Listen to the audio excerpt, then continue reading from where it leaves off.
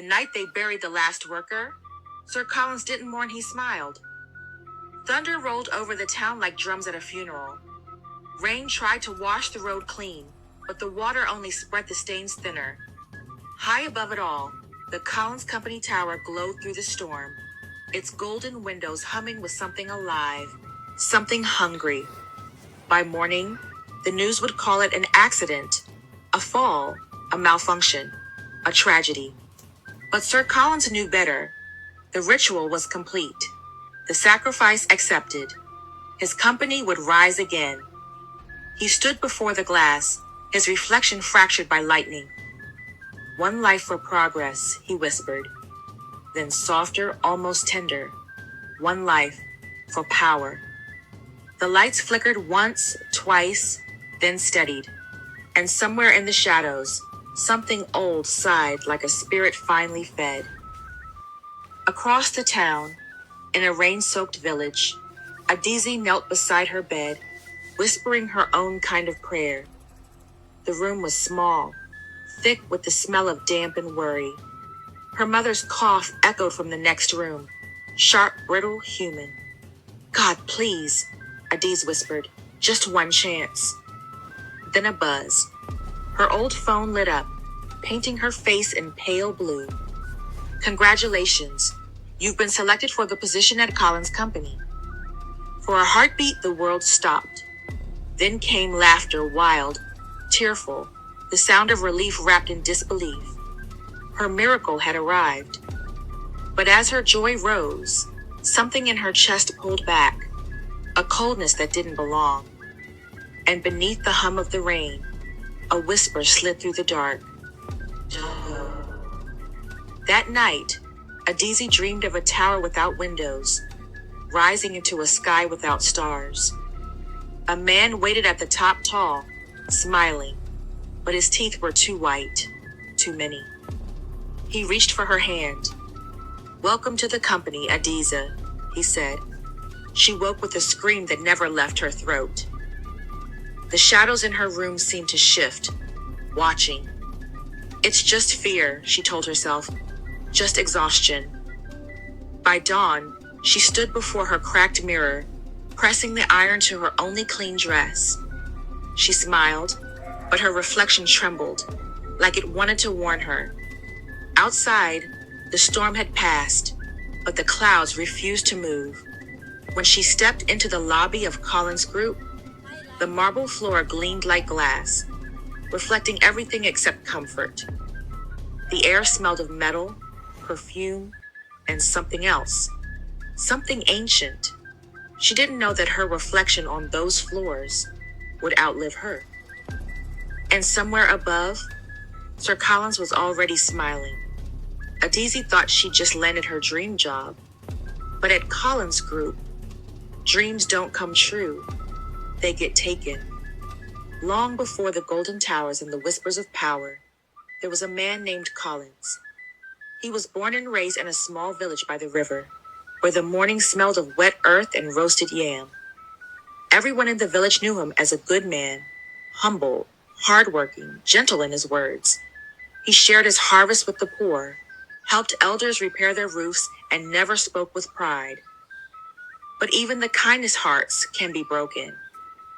Collins fell deeply in love with a woman named Amaka. She was beautiful in the way the moonlight is soft, distant, and untouchable. Together they dreamed of building a home, a life, a future. But dreams don't fill empty pockets.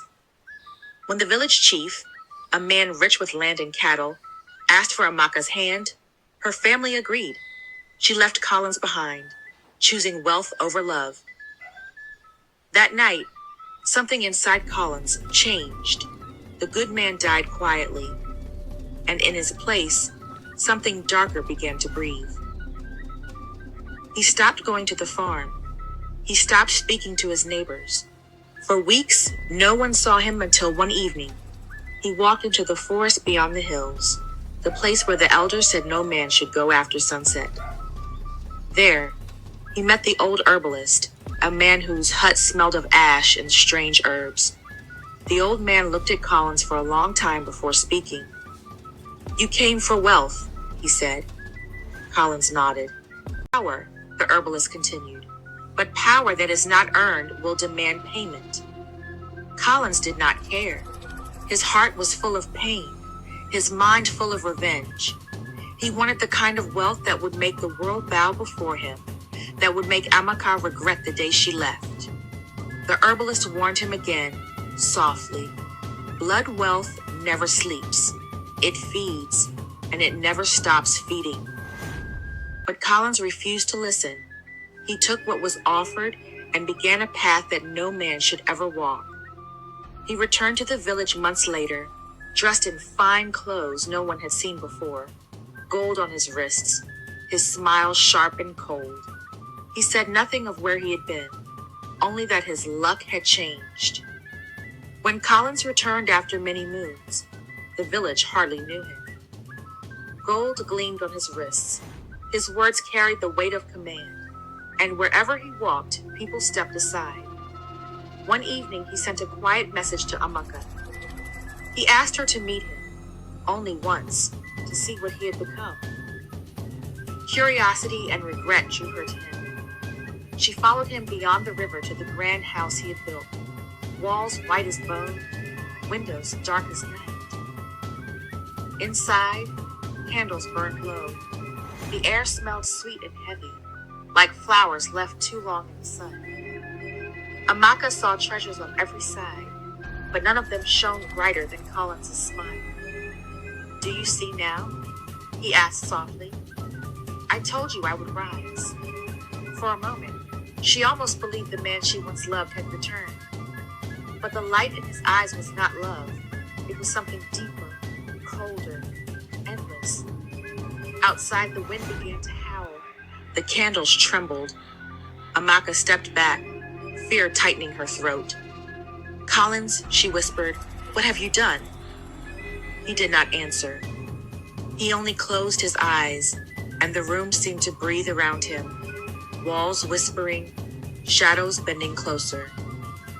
He took the knife wrapped in red cloth and raised it toward her, whispering words no one should ever hear.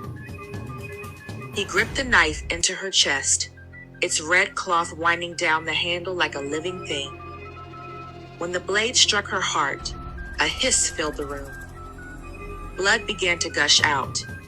He caught the blood in a calabash, watching bubbles rise and fade. Slowly he skimmed her heart and lifted the bowl to his lips.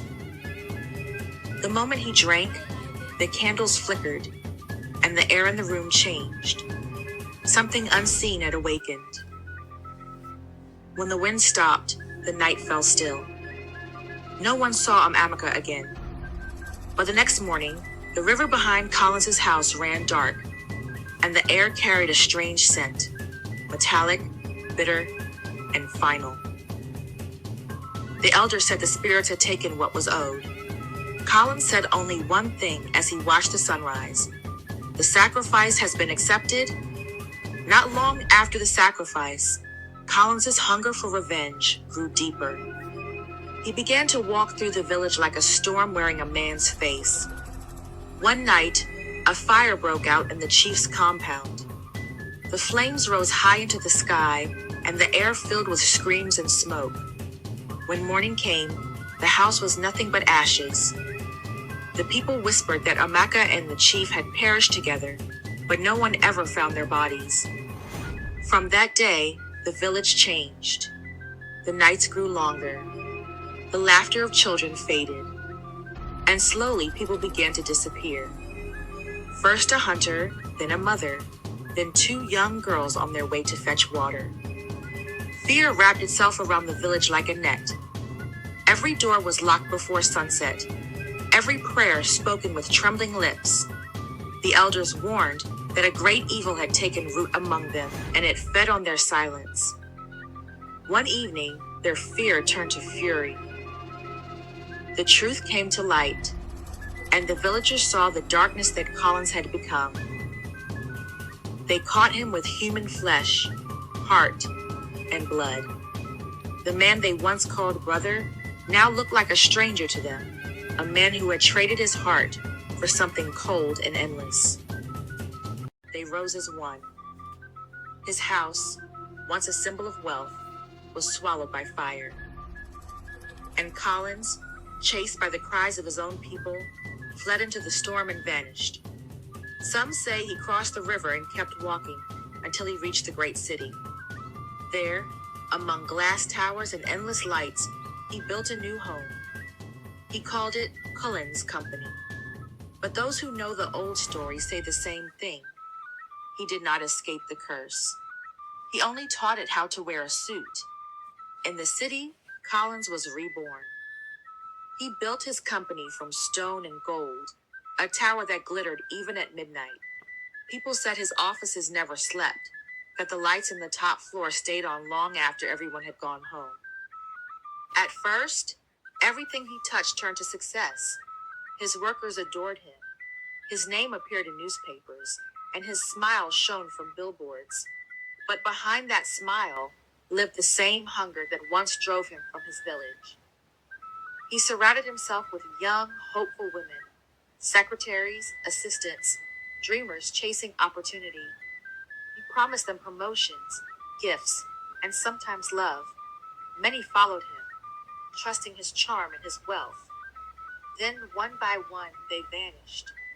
He said they had moved on, transferred, found better lives elsewhere, but their families never heard from them again. Their names faded quietly from the company records, as if they had never existed. The people who worked closest to Collins began to whisper. They said the building felt strange, its air too cold, its walls too alive.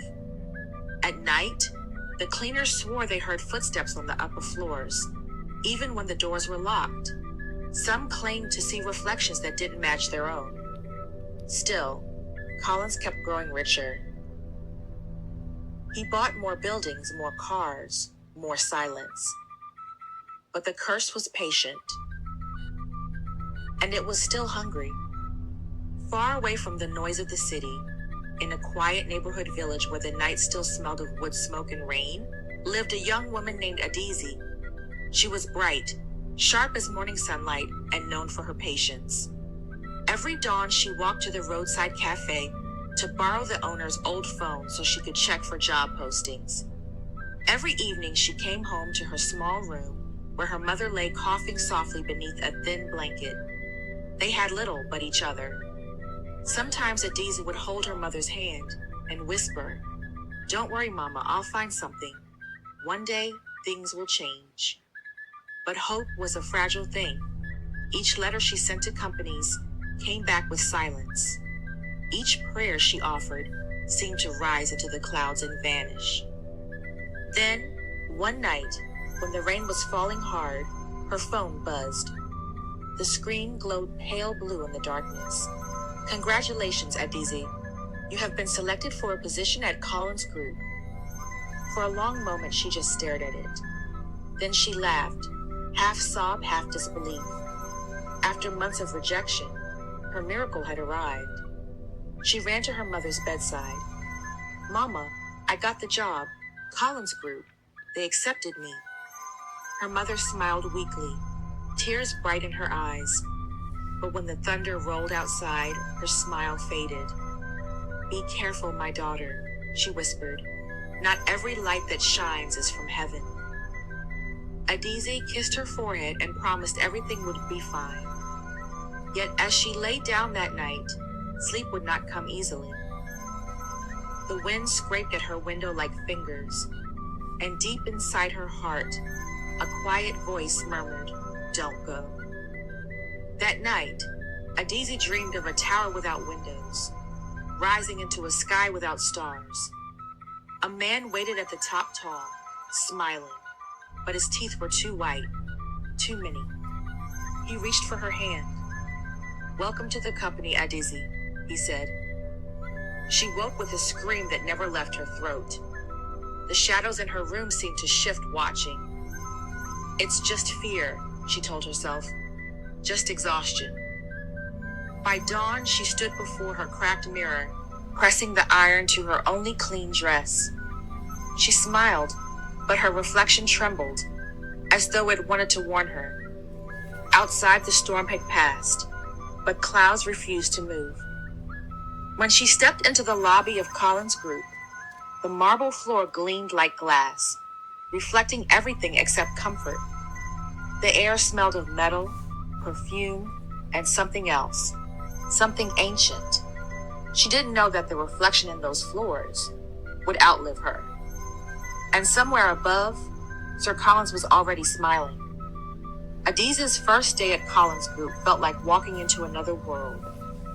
Everything gleamed: the walls, the floors, even the people moved like reflections. Into Sir Collins's office for the first time, she felt his gaze before she heard his voice. He looked at her for a long, quiet moment, and something flickered in his eyes, something almost human, almost warm. From that day, his attention never left her. He spoke gently when she entered, asked about her mother's health, sent gifts she didn't feel she deserved. Her colleagues whispered that she was his favorite, but Adaeze tried to ignore them. She only wanted to work hard, to earn enough to heal her mother and start a new life. Months passed. Her salary was doubled. Her workload lightened. Every morning, a car waited to take her home. Yet the kindness began to feel heavy, too much, too constant.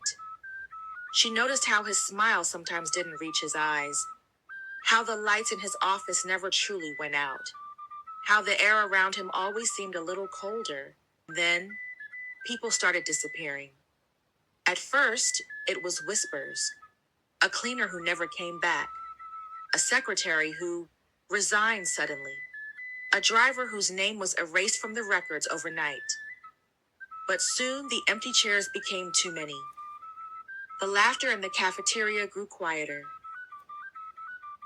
The company corridors, once alive with chatter, now echoed like a tomb. Adaeze felt it, the presence in the building, something that watched, something that fed. One afternoon, as she packed her files, a familiar voice called her name. Psst, Adaeze. It was Chika, the young man she had met on interview day. Bright, hopeful, always smiling. But today, his face was pale, eyes darting to the shadows. Adaeze, he whispered, something's wrong in this company. I've been checking the staff files, people who go missing here. Their names, their records, everything gets deleted, like they never existed. Adaeze froze. What do you mean? I can't explain it here, he said, glancing at the elevator.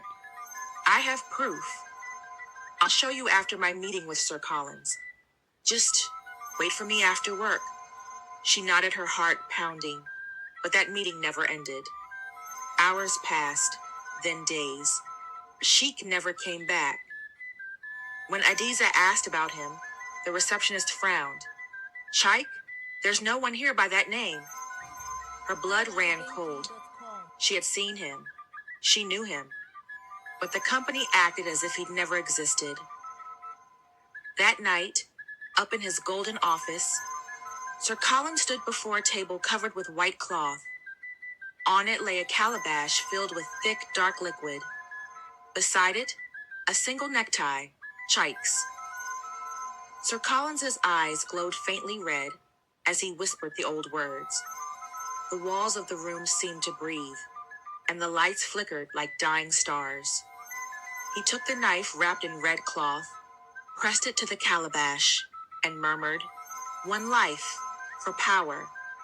A gust of wind blew through the closed room, and the flames in the corner rose higher, casting his smile in gold blood. Outside, the city lights dimmed for a heartbeat. Another soul had been taken.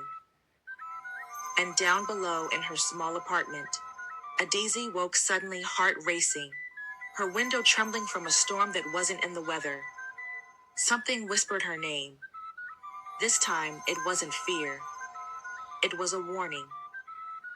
Then, one evening, Sister Collins called Adaeze to his office as the city lights flickered below. He looked at her, the way a man looks at something he's been waiting for all his life. Adaeze, he said softly, you are special. I want you to be more than my employee.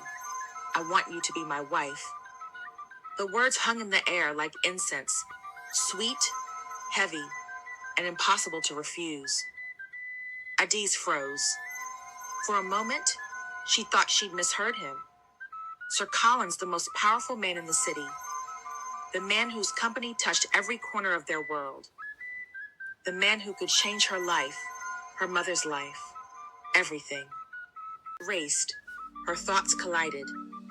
She thought of her mother, the sleepless nights, the empty medicine bottles, the prayers whispered through pain. She thought of the small, leaking roof that mocked every storm. Then, for a fleeting second, she thought of Chica, his warning, his fear, the way he said he'd found proof and then vanished. She thought of the empty desks, the names that disappeared like smoke. But the voice inside her said, "This is your chance." "Whatever happened to those people," she whispered to herself later that night, "isn't my business. Maybe this is God's way of blessing me." She sat in front of her mirror, touching the small gold bracelet Sir Collins had given her. It glimmered beautifully under the low light, but as she stared, she could have sworn the reflection twisted. For a split second, the gold looked red. She blinked and it was gone. Adaeze smiled weakly, pushing away the unease in her chest. For the first time in her life, her world was opening up and she refused to lose it to fear. "Yes," she whispered to her reflection, half to herself, half to the dark. "Yes, I'll marry him." Outside, the wind sighed against the glass. It almost sounded like laughter, low, ancient, and knowing. That night, she returned to her village. Her mother's eyes darkened when she heard the name. "Collins," she whispered. "That name carries shadows. Child, don't walk where his footsteps fall." But Adaeze only looked at her mother's trembling hands, the pills they could no longer buy, and the hope she'd held onto for so long. The next morning, with tears in her eyes and doubt in her heart, she whispered, "I'll marry him, Mama. Maybe this is the blessing we prayed for." The old woman turned away, staring out the window as the wind began to rise. "Some blessing," she murmured, "come wearing a smile." Months passed, and Adaeze became Mrs. Collins. Life turned golden overnight. She lived in a mansion that touched the clouds.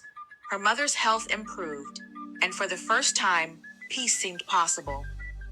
Servants moved quietly through glittering halls, and every corner of the house shone except one. There was a single room on the top floor. Its door was always locked. No one spoke of it. Even the cleaners avoided that part of the corridor, whispering that the air there felt wrong, heavy, listening. But Adaeze could hear it. Every night, when the house fell silent, faint sounds drifted from behind the door. Murmurs, whispers, sometimes a cry that didn't sound quite human. She knew something was there. She had an idea, a terrible one, but she silenced it. She told herself she was not part of whatever her husband did, that some things were better left unseen. That silence sometimes was the price of peace, and she wanted peace. She wanted wealth.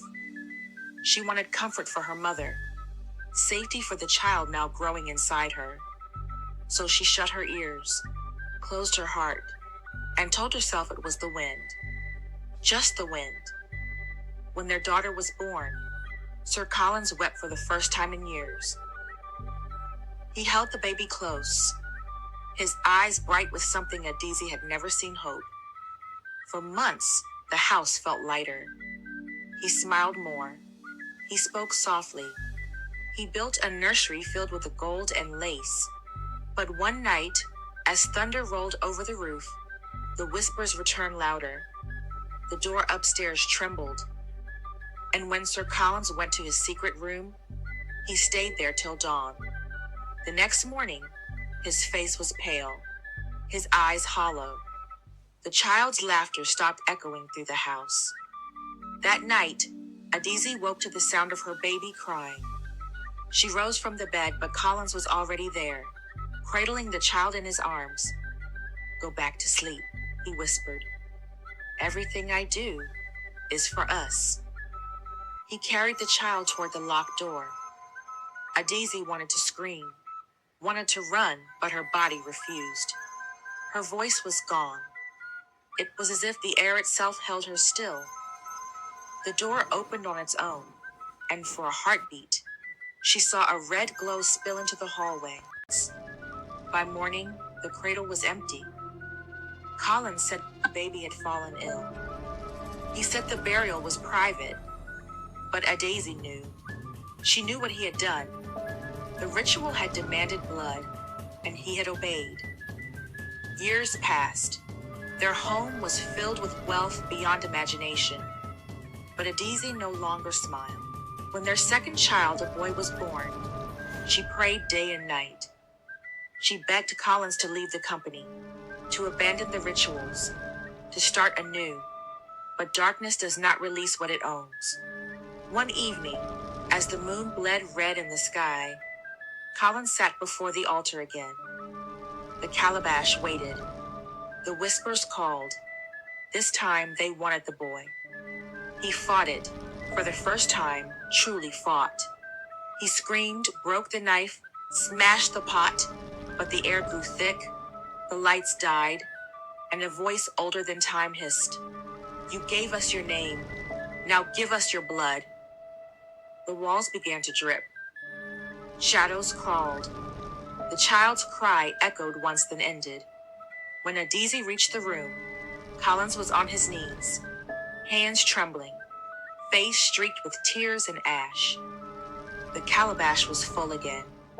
He whispered over and over, "The sacrifice has been accepted." And outside, for the first time in years, the storm returned.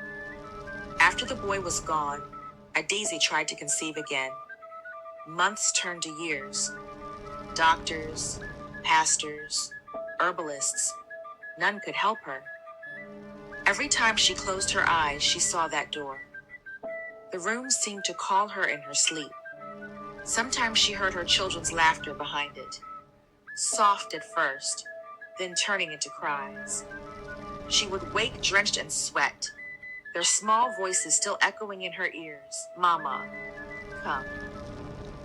Sir Collins no longer touched her. His eyes had grown darker, his smile thinner, his presence colder than the marble floors beneath her feet. The wealth no longer glittered. It groaned. And still, the room whispered. One afternoon, when Collins traveled for a meeting, the silence in the mansion felt different, thick, restless, waiting. The key to the top floor hung by his study door. She stared at it for a long time. Then she took it. Each step up the stairs groaned beneath her. The closer she came, the colder the air grew. At the top of the corridor stood the Dorancy, breathing, almost alive. Her hand trembled as she turned the key. The smell hit her first ears, smoke, and something rotten.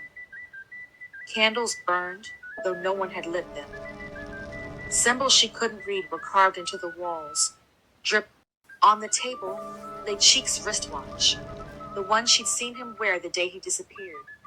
Beside it, a stack of office ID cards faces she recognized. People who had simply vanished. Then she saw them, two tiny nightgowns, folded neatly, stained brown at the edges. Adaze's knees gave way. Her heart screamed, but no sound escaped. As she looked up, she saw movement in the mirror on the far wall. Someone was there, watching her. She stepped closer, and her blood ran cold. It was herself. Her reflection smiled when she did not, and across its chest, written in deep, dark letters, were the words, "Next." Adaeze froze when she saw the word written across her reflection, "Next." Before she could move, a sound echoed from the hallway. "Who's there?" It was Collins's voice, deep, cold, too close. Her heart jumped into her throat. The door handle turned. The candles flickered out. In the dark, she ran barefoot, trembling, down the stairs, through the corridor, her breath loud enough to betray her. She burst into the bedroom, threw herself on the bed, pulled the blanket up, and forced her eyes shut. A moment later, the door creaked open. "Adaeze?"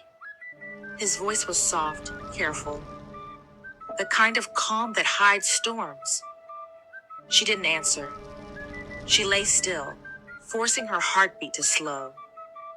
He stood there for a long time, watching her, or listening. Then he shut the door quietly. The moment it clicked, Adeeze's tears finally came. She'd seen too much, and she knew now, whatever was in that room, it was coming for her. That night, thunder growled above the mansion. The golden lights flickered. Somewhere in the darkness, a whisper rose, low, deep, and many-voiced. "You promised us blood." Sir Collins sat before the altar again, the calabash trembling on the table. He shook his head, tears streaking his face. "No, not her. Take everything else, but not her." The flames hissed. The shadows lengthened. The whisper became a roar. "You owe us. One more. Your wife." Collins fell to his knees. His hands bled from clutching the edge of the altar. He wept like a broken man, cursed by his own greed. "I loved her," he whispered.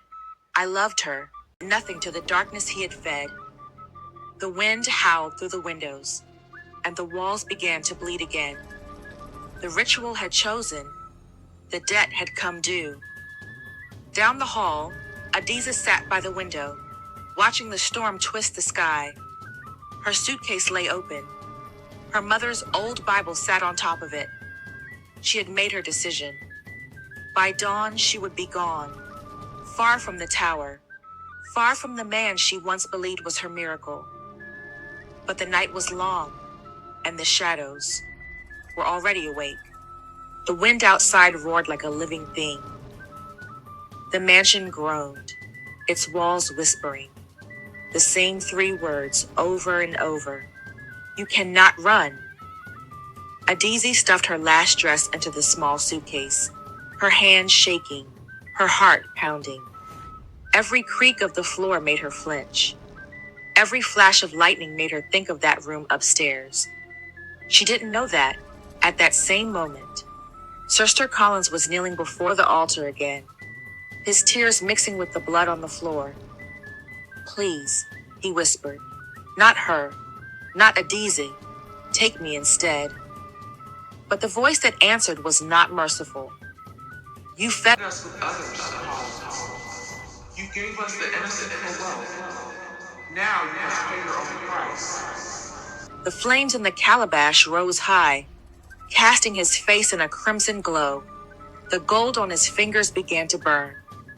The portraits on the wall twisted, faces of those he'd killed, their mouths open, their eyes weeping black tears.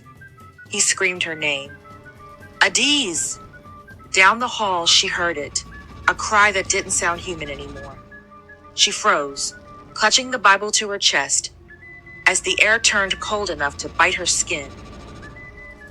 Then she heard footsteps, slow, heavy, coming closer. The doorknob turned. "Collins," she whispered. The door opened halfway, and for a moment she saw him. But the thing standing there was not the man she married. His eyes burned with red fire. Veins crawled across his face like roots. His voice came out in two tones, one his, one older. "You should have stayed asleep, my wife," she screamed. The lights shattered, and the mansion exploded with wind and shadow. When morning came, the tower stood silent. The servants who entered later found only blood on the walls, and Collins's ring lying where the altar used to be. No one ever saw Adaeze again. Some said the ritual took her. Some said she escaped and never looked back. But those who passed the Collins mansion at night swore they still heard a woman crying from within, and a man whispering to her in the dark. The sacrifice has been accepted. Greed is a fire that never fills its stomach. It eats the heart, then the soul, then everything else. He who drinks power with blood will thirst forever. So when the night whispers your name, remember Collins, the man who traded his soul for gold and found only shadows. Don't forget to subscribe, like, comment for more African folktales only on Folktales by Zanix.